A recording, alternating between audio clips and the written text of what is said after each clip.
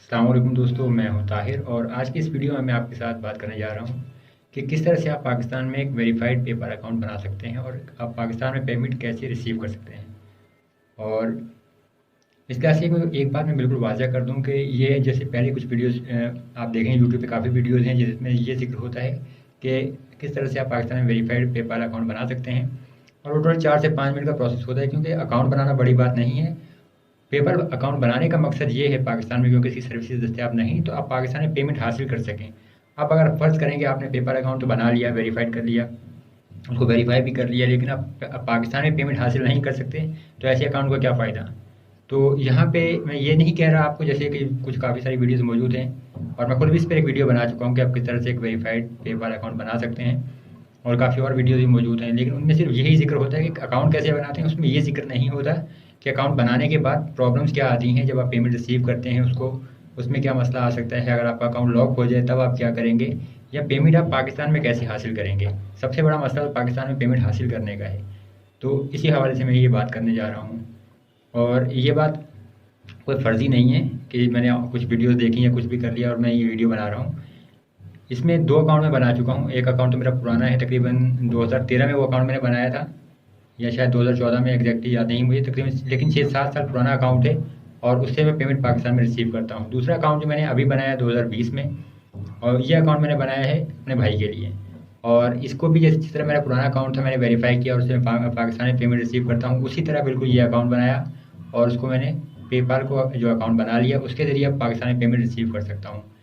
अब पुराने अकाउंट के मुकाबले में यहाँ पर कुछ चार्जेस थोड़ा ज़्यादा हैं तकरीबन, लेकिन सेम है। तो चलिए देखते हैं कि अब जो इसमें पूरा प्रोसेस था, जिस तरह से मैंने अकाउंट बनाया, मैं वो आपको बता देता हूँ ताकि आपका भी अगर अकाउंट बनाना है आपने पेपाल का पाकिस्तान में वेरीफाइड अकाउंट जिससे आप पाकिस्तान में पेमेंट हासिल कर सकें, तो आपको भी इसमें मदद मिले।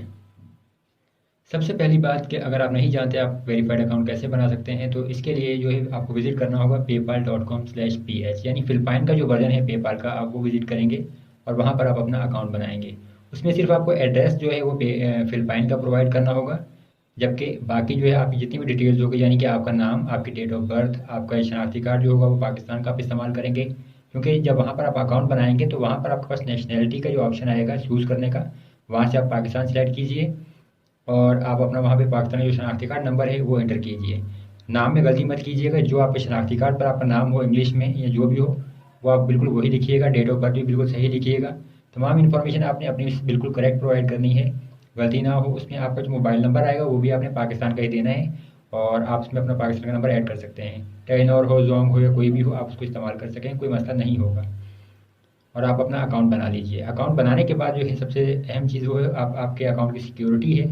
तो आप अकाउंट सेटिंग्स में जाके वहाँ पे आपके जो होता है कस्टमर पिन होती है, कस्टमर पिन लाजमी क्रिएट कीजिए। उसका फ़ायदा ये होगा कि जब भी आपको पेपाल को अगर कोई आपके अकाउंट में मसला होता है आप उनसे रब्ता करेंगे तो ये कस्टमर पिन आपके काम आती है। फिर पेपाल की सिक्योरिटी सेटिंग में सिक्योरिटी क्वेश्चंस का ऑप्शन होता है, वहाँ से आपके पास 2 सिक्योरिटी क्वेश्चन का आंसर दे सकते हैं, उसके जवाब आप ऐड कर सकते हैं और वो 2 सवालों के जवाब आप लाजमी ऐड कीजिए। किसी भी टाइम पे जब आपको पासवर्ड रीसेट करना हो या कोई और मसला हो तो वहाँ पर जो ये चीज़ है आपके काम आएगी, ये इन्फॉर्मेशन, तो ये आपने लाजमी देनी है। और अब जब आपका अकाउंट बन जाता है इसमें आपकी करेंसी जो होती है डिफ़ॉल्ट जो होती है वो फ़िलिपाइन पेसोज़ होती है, यूएस डॉलर नहीं होती। तो आप वहाँ से चाहें तो सेटिंग्स में आप जो है यूएस डॉलर को डिफ़ॉल्ट करेंसी बना सकते हैं। मैंने यही काम किया। पहली बात ये है कि अब आपका अकाउंट जब बन गया तो इसमें आपको पेमेंट मंगवानी है। नए अकाउंट में आपका जो है पेमेंट आप मंगवा सकते हैं किसी से भी, आप दोस्त यार या कस्टमर वगैरह जो भी हैं जिनके साथ आप काम करते हैं, आप उनसे पेमेंट मंगवा लीजिए, उसमें आपकी पेमेंट आएगी। लेकिन शुरू में बड़ी पेमेंट मत मंगवाइएगा, उसमें छोटी पेमेंट मंगवाइएगा। अब जो मैंने अकाउंट बनाया था उसमें मेरे अपने दूसरे जो मेरा अपना ज़ाती अकाउंट है उस अकाउंट से मैंने भाई के अकाउंट में जो नया पेपर अकाउंट बनाया वहाँ पे मैंने 2 ट्रांज़ैक्शन की, $10 की और $5 की। और पेपाल ने मुझे एरर दिया, सॉरी एरर तो नहीं दिया, लेकिन वहाँ पे उन्होंने वार्निंग दी कि जो पेमेंट थी मेरी वो होल्ड पर थी। और होल्ड पर होने की वजह ये थी कि क्योंकि मेरा ये नया अकाउंट था पेपाल का, तो पेपाल की जो है कस्टमर प्रोटेक्शन के लिए ये उनको सिक्योरिटी फीचर है और किसी भी किस्म के फ्रॉड वगैरह से बचने के लिए, तो उन्होंने यहाँ पर वो लिमिट रखी थी। और 21 दिन के बाद वो पेमेंट रिलीज़ कर दी गई पेमेंट, और मैं इस पर एक वीडियो ऑलरेडी बना चुका हूँ जहाँ पर ये मैंने पूरा जो पेपाल का नया अकाउंट बनाने के बाद जो भी सिक्योरिटी वगैरह के मसले होते हैं वो मैंने डिस्कस किए हैं। लेकिन यहाँ पर फिर इस वीडियो में उसको डिस्कस कर रहा हूँ ताकि आप अगर वो वीडियो ना भी देख रहे हो तो आप यहाँ पर ये चीज़ देख लें। तो ये चीज़ आपके जहन में रहनी चाहिए। जब शुरू की आपके 5 पेमेंट्स जो होंगे पेपाल उनको होल्ड पे रखेगा, 21 दिन के बाद रिलीज़ कर देगा। अगर उसमें किसी भी किस्म का कोई डिस्प्यूट नहीं आता, रिफंड नहीं होता, कोई मसला नहीं होता, तो सिर्फ उन लोगों से पेमेंट मंगवाइए जिनके साथ आप काम करते रहते हैं, उसमें वहाँ कोई मसला ना हो आपके अकाउंट में, यानी पेमेंट का कोई मसला ना हो, वरना जो है इसमें मसला आपके पेपाल अकाउंट में मसला हो जाएगा। और दूसरी चीज़ ये कि पेपाल ने जो है मेरा अकाउंट जो था वो लिमिटेड कर दिया था। जब मैंने ये पेमेंट मंगवाई तो पेपाल की तरफ से मेरे पास मेल आई कि इसमें कुछ मसला है, आपके जो हमें इसमें कुछ था, सिक्योरिटी हवाले से था। मैं यहाँ पे स्क्रीनशॉट लगा दूंगा, आपको देख सकते हैं जहाँ पे उसमें डिटेल लिखी हुई है। तो अकाउंट मेरा लिमिटेड कर दिया गया। अब लिमिटेड अकाउंट होने के बाद मसला ये आता है कि ना तो आप पेमेंट रिसीव कर सकेंगे, ना उसको भेज सकेंगे, ना आपके अकाउंट में जो रकम होगी उसको विड्रॉ कर सकेंगे। तो सिर्फ रिफ़ंड का ऑप्शन था कि मैं रिफ़ंड कर सकता था, बाकी कोई ऑप्शन नहीं था, यानी वो पेपाल अकाउंट कोई फ़ायदा नहीं था। तो अब अकाउंट की जो रिस्टोर करने के लिए जो था पेपाल आपसे कुछ डॉक्यूमेंट्स मांगता है वेरीफाई करने के लिए। तो इसमें 4 डॉक्यूमेंट्स होते हैं, आप प्रोवाइड कर सकते हैं। आपकी मिलिट्री आईडी है, शनाख्ती कार्ड, पासपोर्ट या ड्राइविंग लाइसेंस, आप कोई भी एक चीज़ प्रोवाइड कर दीजिए। तो मैंने जो है भाई का जो कंप्यूटराइज शनाख्ती कार्ड नया बनवा कर वहाँ पर लिया, और पाकिस्तान का जो पुराना शनाख्ती कार्ड है कंप्यूटराइज्ड, जिसमें आपके साथ तमाम डिटेल उर्दू में होती है, पेपाल वो एक्सेप्ट नहीं करता। पेपाल ने वो भी एक्सेप्ट नहीं किया था, मुझे वहाँ से एरर आ गया था, मेल में रिप्लाई आ गया था। तो फिर मैंने जो है अर्जेंट जो है नया शनाख्ती कार्ड बनवाया भाई का। 2500 रुपये उसके चार्जेज़ हैं, आपको 3 से 4 दिन में मिल जाता है, नॉर्मली 1 हफ्ते का उसका टाइम होता है। और नया शनाख्ती कार्ड जब मैंने सबमिट किया पेपाल में वेरिफिकेशन के लिए, पाकिस्तान का ही शनाख्ती कार्ड था, तो तकरीबन 15 से 20 मिनट में मेरे पास उसका फ़ौरन मेल आ गई पेपाल की कि your account has been restored. तो वो मेरा अकाउंट रिस्टोर हो गया। अब ये चीज़ देखिए कि इस तरह तो आप यहाँ तक आपका ये पूरा प्रोसेस कंप्लीट हो गया, मतलब कि आपका अकाउंट वेरीफाई भी हो जाएगा, बन भी जाएगा। उसमें कोई पेमेंट के जो इशूज़ होंगे वो भी मैंने बता रही है कैसे सॉल्व करेंगे। और अगर आपका अकाउंट आपका लिमिटेड होता है तो आपने कैसे हल करना है, आपको सिर्फ अपने डॉक्यूमेंट्स जो प्रोवाइड करने होंगे और वो रिस्टोर कर देंगे। और शुरू की आपकी 5 पेमेंट जो हैं वो आपको मैं बता चुका हूँ कि उसमें कोई मसला नहीं आना चाहिए। और दूसरी बात ये है कि इसमें 60 दिन तक जो है आपका अकाउंट बिल्कुल जो है अच्छी हालत में रहना चाहिए, इसमें किसी किस्म का कोई मसला नहीं आना चाहिए। मसले से मुराद है कि कोई आपको पेमेंट भेजता है और फिर वो रिफ़ंड के लिए कहता है, या उसमें वो कोई क्लेम वगैरह करता है कि भाई पेमेंट सही नहीं है, तो फिर आपको मसला हो सकता है अकाउंट में। अब दूसरी बात यह है कि पेपाल अकाउंट में जो है आप जब तक बैंक अकाउंट ऐड नहीं करते तो पेपाल की कुछ लिमिटेशंस होती हैं। अब लिमिटेशंस जो हटाने का तरीकाकार ये है कि आप उस पेमेंट को जो है फ़र्ज़ करेंगे आपका जो तमाम आप चीज़ें आपने हल कर दी, 60 दिन भी गुजर गए हैं या आप इसमें कोई मसला नहीं होगा, पेमेंट पाकिस्तान में कैसे मंगवाएंगे। अब जब पेमेंट पाकिस्तान में मंगवाने का जिक्र करें तो इसमें जो तरीकाकार पहले भी इस्तेमाल होता था और बहुत से लोग इस्तेमाल करते रहे हैं कि, और ये पिछले 6-7 साल से मैं भी यही इस्तेमाल कर रहा हूँ कि बहुत सारे लोगों ने इस तरीके से पेपाल अकाउंट बनाया कि वो अपना पेयोनियर का जो अकाउंट होता है, पेयोनियर में आपको बैंक डिटेल्स मिलती है, बैंक अकाउंट मिलता है पूरा, तो वो अकाउंट की जो डिटेल्स थी वो लोग पेपाल में ऐड कर लेते थे। अब वहाँ पर जब आप पेयोनियर बैंक को जो है पेपाल से लिंक करते हैं तो उसके बाद आप आसानी से जो है पेयोनियर की पेमेंट्स पाकिस्तान में हासिल कर सकते हैं। यानी तरीका ये था कि पेपाल से आप ट्रांसफ़र करते हैं पेयोनियर में, और पेयोनियर से आप ट्रांसफ़र कर सकते हैं पाकिस्तान में। और फिर पेयोनियर की पेमेंट पाकिस्तान में हासिल करने के 3 मुख्तलिफ तरीके हैं, जैज़ कैश है, बैंक ट्रांसफ़र है, या पेयोनियर का जो मास्टर कार्ड होता है वो है। तो इसमें कोई मसला नहीं होता। अब जब पेयोनियर का शुरू में जो बहुत आसान था, पेयोनियर को जो है पेपाल से लिंक करना 6-7 साल पहले तक जो है जब आप ये करते थे लिंक, तो पेपाल जो है छोटी-छोटी 2 ट्रांज़ैक्शन करता था आपके बैंक में, और वहाँ से जो रकम होती थी वही रकम आपको पेपाल में प्रोवाइड करना होती थी, और आपका लिंक अकाउंट जो बैंक अकाउंट था पेयोनियर का वो पेपाल से लिंक हो जाता था। लेकिन अब यहाँ पर ये ऐसा नहीं हो सकता। अब जब मैंने बैंक अकाउंट को जो है पेयोनियर के बैंक अकाउंट को लिंक करने की कोशिश की पेपाल से, तो वहाँ पर मेरे पास एक एरर मैसेज आया था कि we can not link your bank account, इसी किस्म का था। स्क्रीनशॉट मैं यहाँ पे लगा दूँगा, आप देख लीजिएगा। तो उसका हल ये है कि अगर आपका पेयोनियर का अकाउंट नया है तो पेयोनियर की तरफ से आपको बैंक अकाउंट जो मिलेगा वो होगा फर्स्ट सेंचुरी बैंक का। और याद रखिए कि फर्स्ट सेंचुरी बैंक जो है पेपाल एक्सेप्ट नहीं करता। मैं पेपाल को पाकिस्तान से कॉल की और मैंने उन्हें कहा कि मैं अपना बैंक अकाउंट लिंक करने की कोशिश कर रहा हूँ, लेकिन वो अकाउंट लिंक नहीं हो रहा। तो पेपाल ने मुझे ये कहा कि जो उनका कस्टमर केयर की तरफ से जो नुमाइंदा था उसने मुझे ये कहा कि हम पेपाल का जो है फर्स्ट सेंचुरी बैंक एक्सेप्ट नहीं करते, लेकिन आप जो है बैंक ऑफ अमेरिका या कम्युनिटी फेडरल सेविंग्स बैंक के जो अकाउंट है वो आप ऐड कर सकते हैं, वो आप लिंक कर सकेंगे।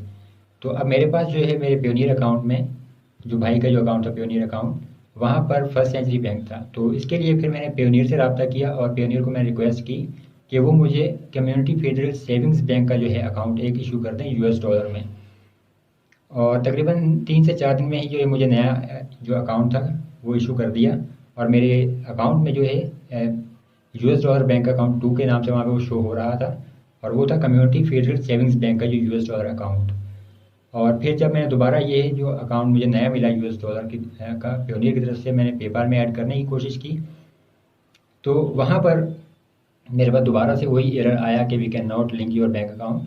तो अब इसकी वजह ये थी कि ये पेपाल की इंटरनल सिक्योरिटी का मसला था।